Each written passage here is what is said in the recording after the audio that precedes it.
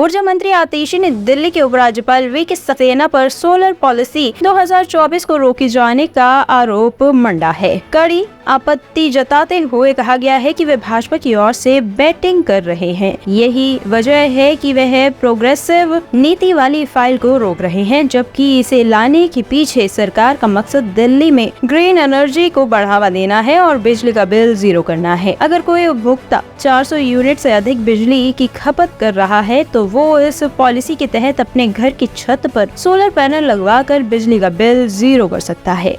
Ma'am, क्या LG पूछ तो सकती है, अगर कुछ उनके मन में सवाल है पूछ तो सकती है। इससे पहले भी तो उन्होंने सवाल पूछे हैं, तो इस बार क्या कुछ या समय ज्यादा लगा है, क्या कुछ नया हुआ इस बार? दूसरा सवाल इसमें यह है कि उन्होंने कहा कि इसमें पॉलिसी में ऐसा प्रावधान है कि इससे दूसरे लोगों को फायदा होगा। रेस्को प्रावधान की बात उन्होंने कही, जिससे बिजली कंपनियों को फायदा होगा। ये कुछ निजी कंपनियों को फायदा। ये रेस्को प्रावधान क्या है, अगर आप खैर दोनों का बता दीजिए।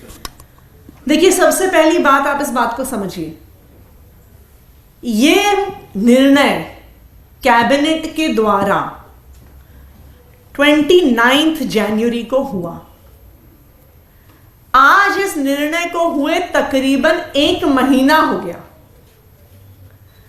ये फाइल कम से कम 2 हफ्ते से एलजी साहब के ऑफिस में पड़ी है।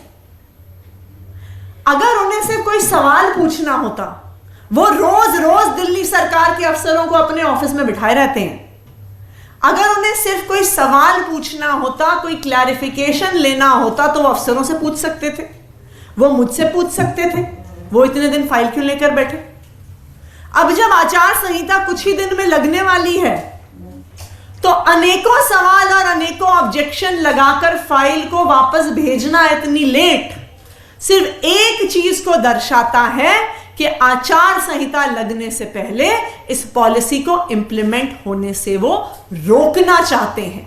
वरना इतने दिन तक फाइल क्यों लेकर बैठे? उन्होंने हमसे बुलाया क्यों नहीं? अफसरों को बुलाया क्यों नहीं? फोन लगाकर पूछ लेते, मुझे एज पावर मिनिस्टर आपने अपने ऑफिस में बुला लेते, चर्चा कर लेते। लेकिन इस मौके पर फाइल को वापस भेजना सिर्फ और सिर्फ आचार संहिता से पहले सोलर पॉलिसी को रोकने का प्रयास है। दूसरी बात, जो आपने बात कही कि वो निजी कंपनियों को फायदा पहुंचाना चाहते हैं, ये उन्होंने फाइल पर नहीं लिखी है, ये उन्होंने मीडिया में प्लांट करी है। सबसे पहली बात, मुझे इस बात का अचंभा है कि इतने ऊंचे संवैधानिक पद पर बैठे हुए व्यक्ति को आज मीडिया में स्टोरीज प्लांट करने की जरूरत क्यों है, ये सोचने वाली बात है।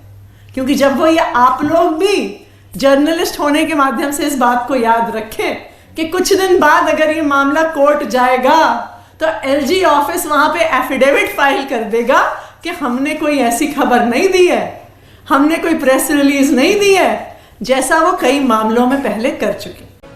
टॉप स्टोरी ब्यूरो के लिए दिल्ली से हेमंत कुमार की रिपोर्ट।